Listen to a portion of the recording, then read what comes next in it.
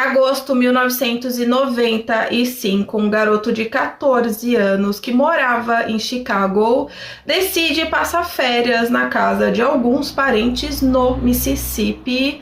Porém, dias depois, ele simplesmente desaparece de madrugada e o seu corpo seria encontrado boiando em um rio preso a um equipamento agrícola. O nome dele era Emmett Louis Till e o seu caso não só chocou os Estados Unidos, mas ajudou a impulsionar um dos maiores movimentos de direitos civis do século XX. E essa é a história de um menino que foi brutalmente assassinado e também de uma mãe que se recusou a esconder a verdade do mundo.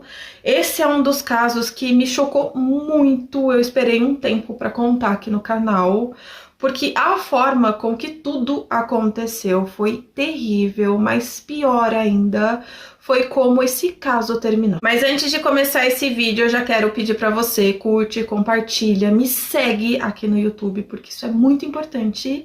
Eu finalmente bati 500 inscritos e eu estou mega feliz, esse número é muito significativo, eu agradeço a todos que já se inscreveram. Mas para você que está assistindo o vídeo e ainda não é inscrito, se inscreve, porque isso me ajuda demais. Se possível também me segue no Instagram e no TikTok. E agora sim, a gente vai falar um pouco sobre esse caso, que ele, na minha opinião, é um dos piores que eu já contei aqui no canal.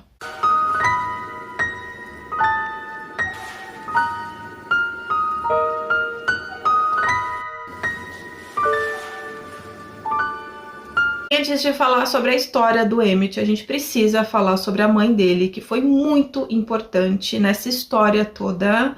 Mammy Till nasceu no Mississippi, porém ela se muda para Chicago, primeiro porque ela queria buscar uma vida melhor, mas principalmente porque o racismo institucionalizado no sul dos Estados Unidos era sufocante. Ela era inteligente, trabalhadora, extremamente dedicada à vida do seu único filho, e ela depositava nele toda a sua esperança, sem saber que seria exatamente a sua força e a sua coragem que transformaria uma tragédia pessoal em um símbolo internacional contra o racismo. Emmett nasceu no dia 25 de julho de 1941, chamado carinhosamente por Bobo, justamente por conta das suas brincadeiras, a sua personalidade, por ser uma criança muito alegre. Ele gostava de fazer piadas, era extremamente vaidoso e chamava a atenção das pessoas, mas de uma forma muito divertida. Na infância, o Emmett contraiu poliomielite e ele ficou com gagueira, que era uma sequela da doença,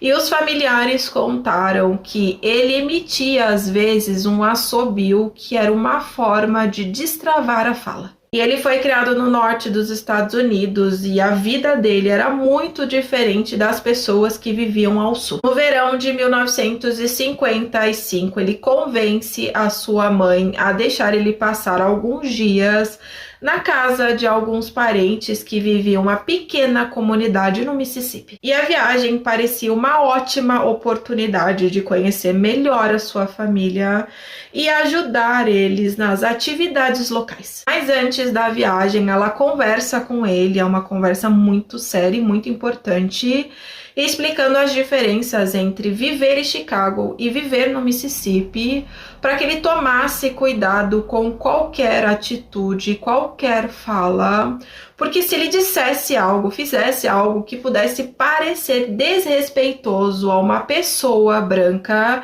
isso poderia custar a sua vida. Então ela pediu para ele ser extremamente humilde, que não chamasse muito a atenção, isso porque ela temia pela vida do filho, ela já sabia como era Mississippi, e por isso até que ela foi convencida por ele, porque ela não queria que ele fizesse essa viagem. Naquela época, o Mississippi vivia sob as leis de segregação racial, conhecida como Jim Crow. Hospitais, escolas, banheiros, diversos locais eram separados entre pessoas brancas e pessoas negras. Além das leis, havia um sistema de violência sustentado por décadas. As pessoas eram discriminadas, ameaçadas e corria risco de vida. How humiliating that was. You put money in the front, your little nickel or dime, whatever we had to pay, and you go to the back, to the side door, and you're sitting in your seat that's assigned to you.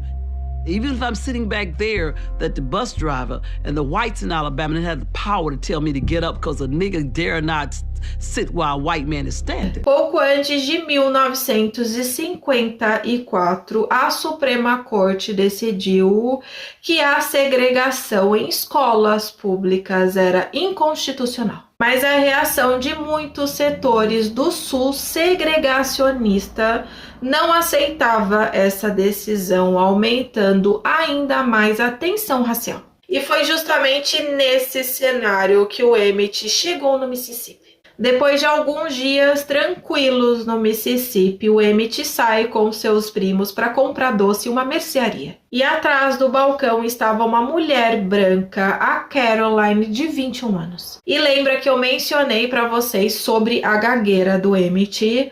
Quando ele estava saindo do estabelecimento, ele emitiu um assobio por conta da gagueira, que eu falei para vocês que era uma forma de destravar a sua fala, mas isso não foi entendido de uma forma positiva e sim foi compreendido pelas pessoas como um flerte. E os primos entraram em pânico imediatamente, porque eles sabiam das consequências, eles sabiam o que significava a interação de um jovem negro com uma mulher branca e que aquilo poderia custar a vida dele. E depois a Caroline disse que o Emmett fez gestos obscenos e teria tentado agarrar ela, mas décadas depois ela assumiu que essa parte do depoimento era mentira. Mas o estrago já tinha sido feito, então na madrugada do dia 28 de agosto de 1955, o Roy, o marido da Caroline, e o seu meio-irmão, o JW, foram até a casa dos parentes do Emmett para se vingar de um menino de 14 anos. E eles chegaram armados, exigindo que o Emmett fosse entregue, e por mais que a família implorasse para que eles não fizessem isso, mesmo assim eles fizeram. Colocaram o Emmett dentro de uma caminhonete e essa foi a última vez que ele foi visto. Foi levado para um local isolado e eles espancaram o Emmett usando a coronha da arma e pedaços de madeira. Eles destruíram seu maxilar, eles desalinharam seus dentes e arrancaram seu olho. Ele teve fraturas nas pernas e os pulsos quebrados em uma tentativa de se defender. E eles destruíram completamente o topo e a base do seu crânio, soltando pedaços de ossos antes mesmo do tiro final. Em seguida, ele foi morto com um disparo de arma de fogo na sua cabeça. E para ocultar o crime, eles prenderam o corpo do Emmett com um arame a um ventilador metálico muito pesado. E o corpo dele foi lançado ao rio, mas 3 dias depois o cadáver foi encontrado. E o corpo estava tão destruído, tão mutilado, que eles só conseguiram identificar porque ele usava um anel com as iniciais do nome do pai dele. As autoridades locais queriam fazer o enterro de forma rápida para resolver o problema, mas a mãe do Emmett se recusou. Ela decidiu que o corpo fosse levado de volta para Chicago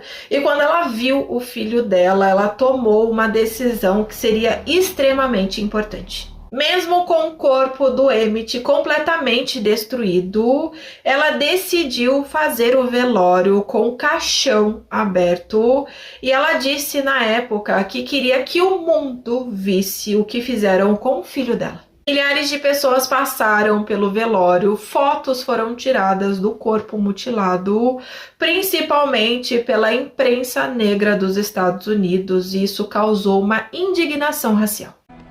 E 9 dias depois, o rosto espancado de Emmett é mostrado na imprensa afro-americana, na revista Jet e no jornal Chicago Defender. A imagem horroriza a América. primeira vez, milhares de pessoas encararam de frente a brutalidade e a violência do racismo. Imediatamente, os policiais chegaram aos responsáveis, que era o Roy e o JW, porque tinham sido eles que retiraram o Emmett de forma extremamente violenta da casa dos parentes. O julgamento aconteceu em 1951 e o júri era exclusivamente de homens brancos. E essa parte, pra mim, é inaceitável, eu não consigo entender, juro, não entra na minha cabeça. E mesmo com todas as provas, incluindo o depoimento da família do Emmett, os dois foram absolvidos. Meses depois, esses dois homens deram uma entrevista para um jornal, dizendo que eles só queriam dar uma lição no Emmett e eles nunca foram presos, condenados pelo crime que eles cometeram. E a morte do Emmett foi um divisor de águas, um grande simbolismo da brutalidade da segregação racial, mobilizando milhares de pessoas pela luta dos direitos civis, e o nome do Emmett é usado até hoje por ativistas como exemplo da violência, da brutalidade contra a população negra dos Estados Unidos. E a sua mãe também nunca deixou com que o caso fosse esquecido. Ela sempre falava sobre o filho, sempre falava sobre a morte dele, como tudo aconteceu e o porquê isso aconteceu, conscientizando toda a população. Então é isso, esse foi o nosso vídeo de hoje. Me conta o que vocês acharam. Esse caso pra mim é muito chocante, a forma com que mataram o Emmett. E ele não foi morto porque ele era um criminoso, um assassino, ele não fez nada de errado.